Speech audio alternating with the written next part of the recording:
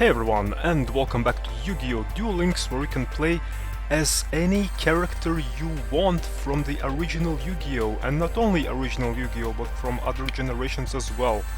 You can play even as Mokuba. Who doesn't want to play as Mokuba? Heck, Mokuba is my favorite character. And that was a bad joke. But anyway, today we'll continue to review cards which appear at Card Trader. And today we'll devote ourselves to, let's see now, regular inventory section. So regular inventory will feature much more cards than featured cards section. As you can see, there are a lot of these cards. So I'll split today's topic into two videos. So in today's video I'll be more focusing on ultra rares and super rares, and in the next video we'll be focusing on rares and normals. But yeah, we have a lot of cards to uncover, so yeah, let's head on and start with ultra rares. So the first card of interest here is Miracle Contact. So get this card if you want to play Neo's decks. Currently this card is not seeing too much play, simply because there is only one particular variant of Neo's deck which is currently being played very actively on ladder. It's Brave Neo's deck, and that deck doesn't use this card too much. Some variants use it, but not too much, but they more rely on Neo's fusion card. However, though, this card is really good in other Neo's decks, and I think in the future the value of this card will be even better, simply because there are many different interesting shenanigans that you can do with Miracle Contact. So, and yeah, I'm pretty sure that even more interesting shenanigans will happen in the future when even more Neo's support will be added. So, okay, so next card of interest is Gemini Trap Hole. Now, currently this card doesn't see too much play, simply because Gemini monsters are kinda not too powerful currently in Duel Links. However, in the future, watch out for this card. Keep in mind that it's here, and it's really a nice addition to Gemini decks, because destroying all monsters that your opponent controls is a pretty big effect, especially for a so fast-paced game like this one. So,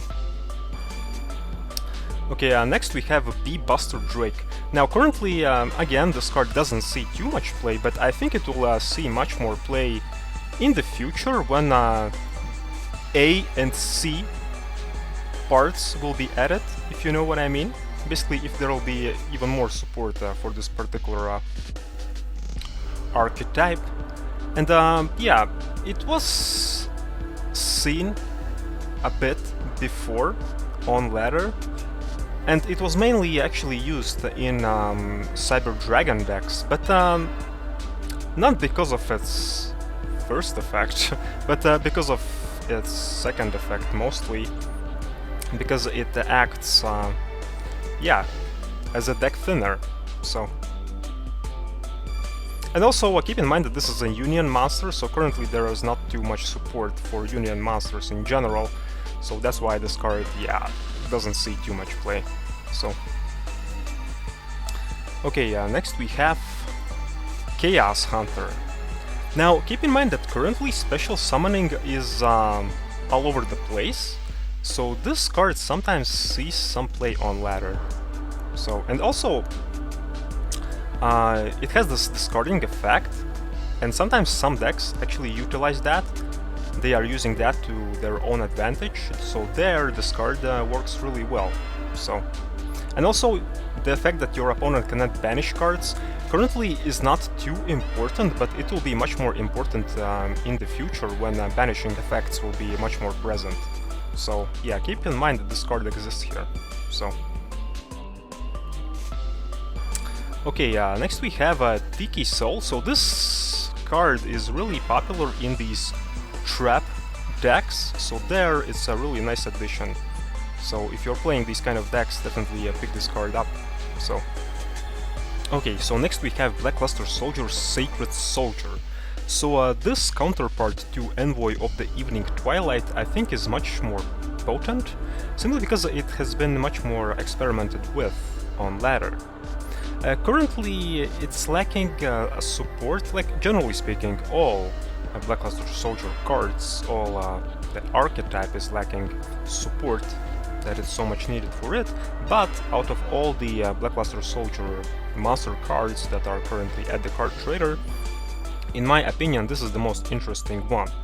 So yeah, definitely get it if you are interested into this archetype. I'm having some really high hopes about this card in the future when even more support will be added for it. So, but yeah, this card was definitely experimented with a lot.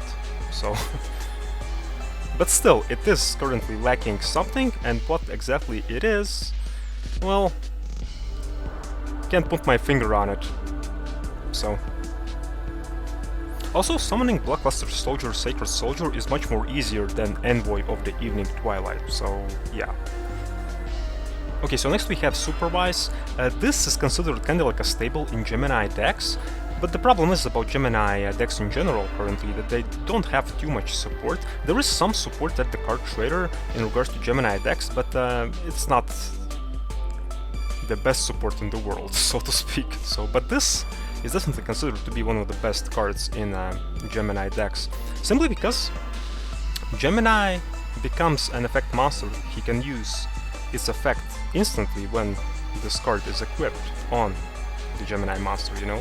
And yeah, this card also has the effect where if it is destroyed, you can target one normal monster in your graveyard and special summon it. So basically you can special summon one other Gemini monster from your graveyard. So yeah, this card is really great. So okay, so next we have Vanguard of the Dragon.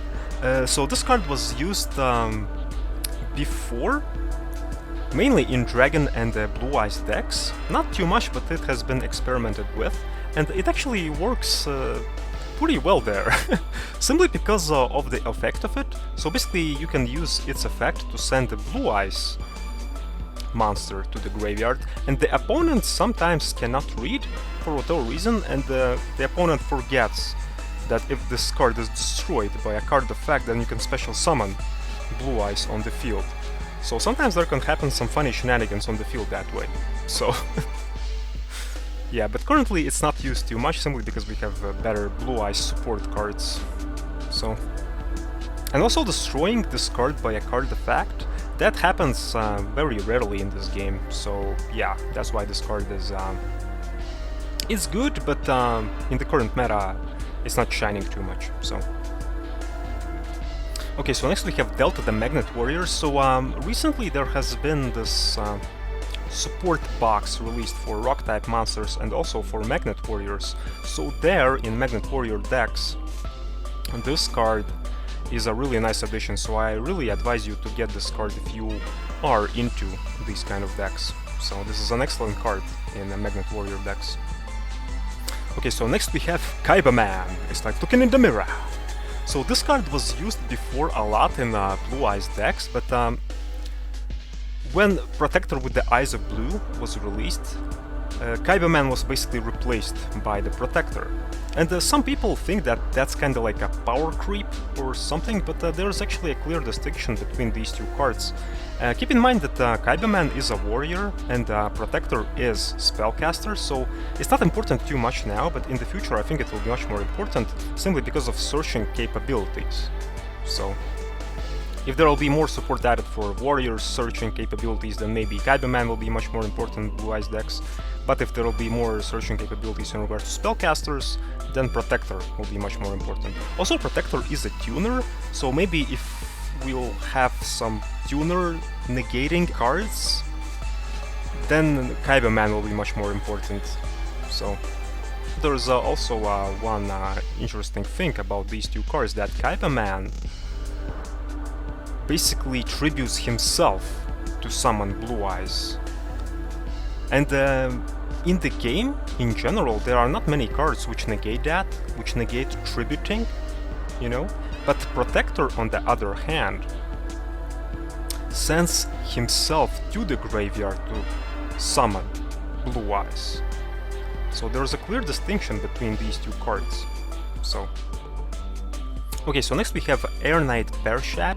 So currently this card is being experimented in Parshat decks, simply because recently there have been Parshat support released.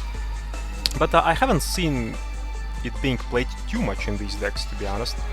But yeah, it's being experimented with, and in the early days of Duel Links, this was actually considered to be one of the best one tribute monster in the game. So, simply because piercing damage was much more important before, and also his other effect that you can draw one card was also very good. So, yeah, if you want to experiment with Parshat decks, definitely get this card. Okay, so next we have Twin Barrel Dragon. So yeah, if you watched my video which was related to Auto Duel, then you'll know that you should get this card.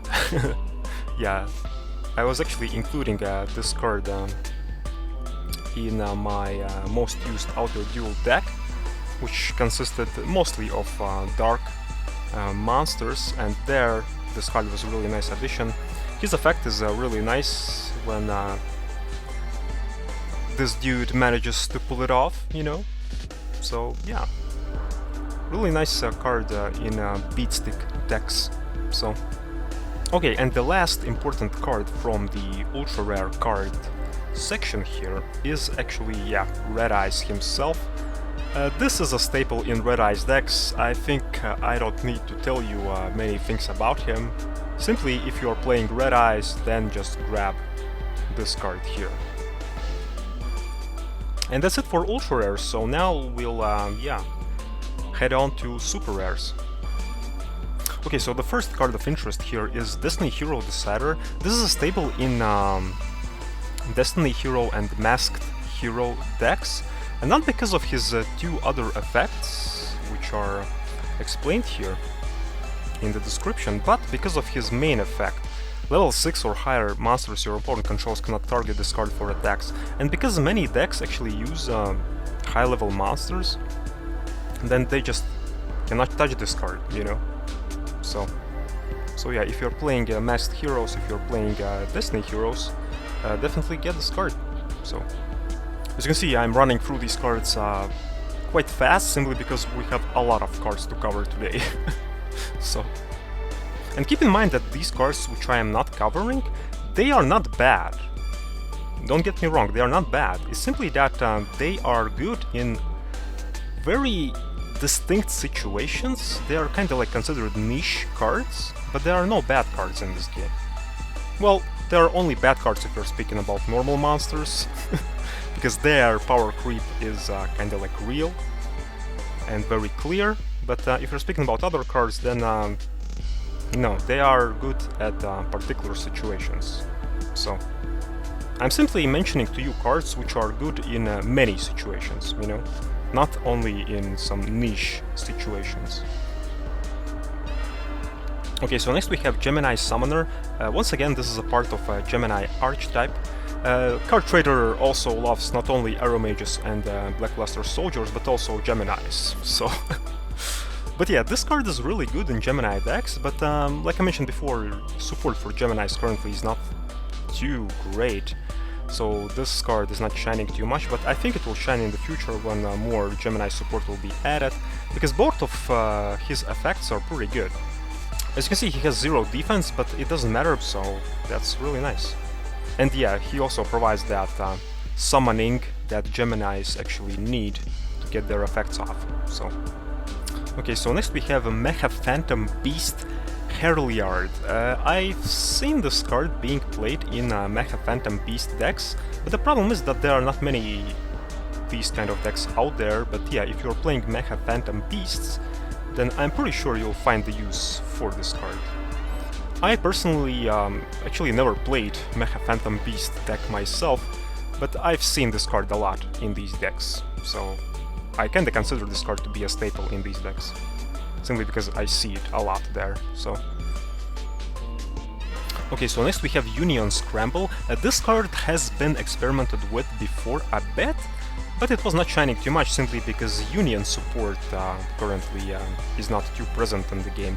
But I think this card will see some play in the future, especially when if you remember B Buster Drake, if you'll have A and C parts added in the future, then I think this card will receive some more play. So yeah, definitely watch out for this card. Keep in mind that it is here, and you can always get it. So, okay, next card is Block Golem. Previously this card was not receiving any play like at all, but now, with the release of the new box, which features a lot of rock type support, I think this card will receive much more play. So yeah, definitely, if you are currently experimenting with the new box, with Magnet Warriors and other rock type monsters, definitely get this card and experiment with it. So, okay, so next we have Marinja, Princess of Sunflowers. This card sometimes is included in Arrow Mages and other plant decks. But there's one particular problem with this card, that it is level 8 monster, and getting it on the field is pretty hard.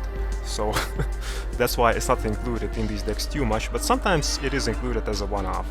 So, but I don't advise you invest too much resources into many copies of this card.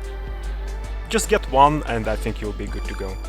Okay, next we have Rose Lover. As you can see, this card has been limited to 2 for quite a while actually, and mainly because of Arrow Mages, because they used this card in their decks extensively. The effect of this card is really great, simply because you can get Bergamot on the field really easily with this card, and opponent very often actually forgets about this card at all, that it is in the graveyard, you know? Forgets about it. Basically, for example, you summon Rose Lover at the beginning of the duel, then opponent destroys it, forgets about it, but you know that you can activate Rose Lover's effect to get mainly Bergamot on the field, and opponent thinks that he can stop Bergamot with his traps, but he forgets that you activated Rose Lover's effect and that your Bergamot is unaffected by trap effects, and then you just go for game. So yeah, really nice card, definitely get it. So, and not only in Arrow Mages this card is good, but in plant type decks in general. So, okay, so next we have Botanical Girl. This card sometimes sees play in plant-based decks, simply because it's a searcher, and like I already mentioned in my previous video, cards that let you add other cards to your hand from your deck are really great, so definitely get them. Okay, so next we have Featherizer. This is a nice deck thinner card, which is not only good in Gemini decks actually, but in farming decks, for example, as well. So yeah, definitely get this card, it's a really nice card. But the problem is about Gemini decks in general, if we're speaking about Card Trader, as you can see we have some decent support added, like there's not too much of it, but we have these kind of like nice staple support cards for Geminis here. But Gemini monsters themselves, useful ones, are not present at the Card Trader, unfortunately. So yeah, that's the main problem about these Gemini cards here. So, okay, so next we have Bountiful Artemis. This card is mainly used in counter fairies, so if you're playing that particular deck, definitely include this card there, because there it fits just perfectly. So yeah, generally speaking, cards that let you draw more cards are considered really good in this game, so yeah. Okay, next we have Serene Psychic Witch, which is considered one of the best cards from Psychic archetype, simply because of her effect that, yeah, when she is destroyed, you can basically summon one Psychic from your deck, which is really good. So, it kinda acts like a semi-searcher in a sense, only here it just brings the monster that you need instantly on the field, pretty much. So yeah, this card is really great. Okay, next card is Mausoleum of the Emperor. So currently in the game, this card has two particular uses. One of the uses is to include this card in Hazies, where it fits really well, and the other use is for farming. So basically, yeah, if you love farming, get this card. If you love Hazies, also get this card. So Okay, so next we have a Legendary Ocean, also a really nice card in Mako decks. So if you like playing Mako, get this card. As you can see, this card, well, it does one thing. It basically makes your level 5 monsters level 4. So basically you don't have to use a tribute to summon your level 5 monsters. So yeah, this card in Mako is really nice, definitely get it. For example, you can summon Legendary Fisherman number 2 with this card super easily. So yeah, in a Legendary Fisherman and the Citadel Whale decks, this card fits really well. Also, there are some farming decks which include Legendary Ocean as well. So yeah. Okay, so next we have Feng Huang. I've seen this card being played sometimes as a deck option in actually many decks. As you can see, the effect is super powerful of this card. However, there is one big downside, that it's a spirit monster, so basically, okay, you tribute your monster to summon Feng Huang, you destroy all set spell and trap cards your opponent controls, but then after that Feng Huang returns to your hand, so that's one big downside. However, there are some uses for this card in Monarch decks, actually, so yeah. Monarch decks, they quite frequently actually use Treeborn Frogs, so yeah, if you use Treeborn Frogs, you can just summon Feng Huang each and every turn, pretty much. So I think I will experiment myself with this card even more, especially in Monarch decks. So okay, next we have Hammer Shark, also one of the best cards in Mako decks, simply because of its swarming potential, and it was previously used mainly in Beatstick decks, but later on it was actually used in Flying Fish decks a lot. So currently it's not used too much, but maybe we'll see some more of this card in the future. So okay, so next we have the Earth Hex Sealed Fusion. This card is really nice in fusion decks, especially in decks which utilize Earth fusions, because sometimes you don't want the other card in your deck which makes a fusion, you know. So that's why this substitute is here, and this substitute card is not only related to Earth, because we have some other variants of other attributes as well, it's just that they do not appear at the card trader. So yeah, if you are into fusions and if the other material that you need is bad, then definitely replace it with this card, if you are playing mainly Earth fusions. So okay, next card is Totem Dragon. This card was experimented with in the early days of Blue Eyes decks, especially with Vanguard of the Dragon as well. Simply you use Vanguard's effect to send Totem Dragon to the graveyard, and when Vanguard leaves the field, you can summon Totem Dragon, and if you have in that particular moment Blue Eyes in your hand, yeah, this card acts as 2 tributes. So currently this card is not seeing any play at all, but maybe we'll see more of this card in the future, we'll see. Okay, so next we have Blazewing Butterfly, which is probably the most useful Gemini monster from the card trader that you can get currently, simply because of its effect. Paired with Supervised, this card becomes a beast. So yeah, definitely if you are into Geminis, and this will be kinda like a auto-include card in my opinion, so definitely get it. Okay, so next we have Tune Summoned Skull. Tunes were never meta, but they were always fun to play around with, and Tune Summoned Skull was actually, yeah, always one of the best cards in the Arch deck. Together with Tune Dark Magician Girl, so yeah, those people who did not had Tune Dark Magician Girl, which is super hard to get currently in the game, you can only get it via card tickets, and also not all of the card tickets that the game gives you. So yeah, people who did not have Tune Dark Magician Girl, they were substituting her actually for Tune Summoned Skull. Tune Summoned Skull together with Tune Dark Magician Girl are considered to be yeah, one of the best one tribute tune monsters in the game currently. So okay, so next we have Gravekeeper's Oracle. So back in the early days of Duel Links, this was considered to be a god in Gravekeeper's decks, but now Gravekeepers don't see too much play at all in the game, simply because of the lack of the support for these cards. We had a sneak peek of Necro Valley before, but it was introduced in one particular selection box, and selection boxes, they are kinda like limited time only boxes, you know, so not many people could get those. Yeah, if the Necro Valley will be released someday properly, then maybe Gravekeepers will return. But for now, yeah, they don't see too much play at all. But keep in mind that this card exists here for the future. So, okay, next card is Bazoo the Soul Eater. So back in the early days of Duel Links, this was a really nice card.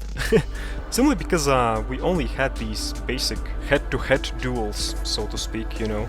And there, Bazoo really shined because he could become really big beastic on the board. Currently, Bazoo is not too important, but I think it will be a very important card in the future when there will be many decks out there who actually benefit from banishing their own cards. Currently, we don't have many such decks, but in the future, I think we'll have more of these decks, so there Bazoo will actually shine, in my opinion. So yeah. Okay, next we have Blue Dragon Summoner. This is a really well-known searcher card, and a pretty good one actually, because you can search Blue Eyes, you can search Dark Magician, and you can search Red Eyes as well with it. So it's a really nice, well-rounded card for these archetypes. So definitely get it, and definitely include it in these archetypes if you have enough space there for it, you know. Because this card is good, but not essential there. So okay, so next we have Mythical Beast Cerberus. Oh boy, this card is known by many, especially those who played the game from the inception, because Cerberus was used in one of the first farming decks ever in this game. Basically, you summon him, you use spell cards, and then he just grows to massive proportions, and your opponent cannot deal with him. So so yeah, if you don't have enough resources to build some other decent farming decks, I definitely advise you to get this card. Because even currently, yes, there are better farming decks and faster ones out there, but Cerberus still is being used in Cerberus farming deck, so there it is definitely a staple. So if you don't have any other farming deck to invest into, if you cannot do that, then yeah, definitely invest into Cerberus farming deck, because this is one of the cheapest actually farming decks in the game. So the only staple is Cerberus himself, which is super rare and which you can get from Card Trader, but all the other cards, well, all the other spell cards that are needed you can just get normally from whatever place you want. And they don't actually have to be ultra rares or super rares, they can be just rares and normals. So yeah. Okay, so next we have Obnoxious Celtic Guard. This card is mainly used in Weevil decks, simply because, yeah, they just place this card in defense position and you summon big giant freaking monster on the field, but you cannot run over it. And then, yeah, they just stall, you summon even more cards, and then they just throw Lava Golem at your face. So if you are Weevil, if you like burn decks, then definitely get this card. So. But even in general, if you're not speaking about Weevil, even in other decks I've seen this card being played sometimes, because it's a really nice tech option, especially if the meta is the one which features a lot of high-level monsters, then there this card really shines. So, okay, next we have Polymerization. Not many things will be said about this card. We don't want to include this card in our fusion decks, but we have to. So yeah, we have basically no choice. Okay, so next we have Thunder Dragon, which is also known for being one of the first farming cards in the game, which was mainly used in Thunder Dragon farming deck. Now not many people are using Thunder Dragon farming decks simply because we have more better farming options. However, though, this card still, up to this day, is a really nice card simply because it thins out your deck. So yeah, I sometimes actually include free copies of Thunder Dragons in some other farming decks to make duels much more faster, you know? In a nutshell, it's basically a pot of greed. So, okay, next we have a twin-headed Thunder Dragon. Like I mentioned before, yeah, this card was really important in Thunder Dragon farming decks. Maybe some people still use Thunder Dragon farming decks, I have no idea. I personally do not use them, but if you are still using these farming decks, then definitely get this card. Other than that, do not get this card. So, but the regular Thunder Dragons are actually useful, because they thin out your deck, but yeah, twin-headed Thunder Dragon is only useful in a particular farming deck, in Thunder Dragon farming deck, and that's pretty much it. But yeah, the regular Thunder Dragon can be used in other farming decks as well, so... Okay, and the final super rare card, which is really nice, is Wonder Wand. I personally used the fuck out of this card in my farming decks, simply because it acts kinda like a pot of greed. You place this card on Gravekeeper's Recruiter, for example, you draw 2 cards, plus, because of Gravekeeper Recruiter's effect, you draw either one more Recruiter or Gravekeeper's Vassal, so basically it's even better than Pot of Greed in some situations. So yeah, in farming decks this card works, well, like the name implies of the card, wonders. So yeah, definitely get this card. And yeah, this will be it for today. So in the next video we'll touch rare and normal cards from this section here, but yeah, for today that's it. As you can see, today we touched upon many cards which are not good currently, but actually will be good in the future. So, but yeah guys, hopefully you enjoyed this video, hopefully you found it useful, and I'll be seeing you all in the next video. Cheers!